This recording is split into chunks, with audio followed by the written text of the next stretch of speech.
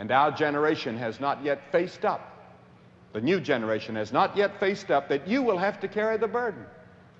You're going to have to carry the burden of the mistakes of my generation and the generation just past.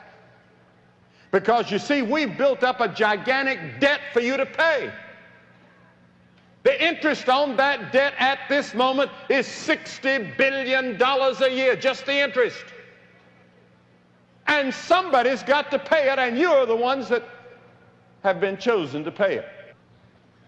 We have not lived up to our means. And the debt's getting bigger and bigger and bigger and bigger. And $400 billion are being spent on arms in the world. Somebody can push the trigger that can destroy your generation. And those are the terrifying things that face you. And you haven't faced up to it yet, and neither have we. And I, for one, am ashamed at what our generation has handed you, and the problems we've handed you, and the mistakes we've made.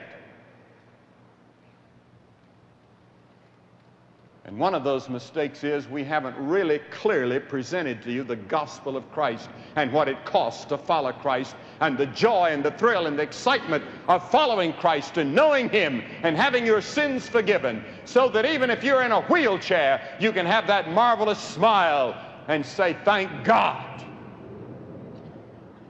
What a message we have to give to you. And then the second tension I find is created by young people themselves who don't like any part of the world that they will inherit and are seeking to abolish the whole society. Now, like one of them said, that they feel like they're locked in the back of a vehicle that has been built to corrupt specifications. It's unsafe at any speed, and it's being driven by a middle-aged drunk.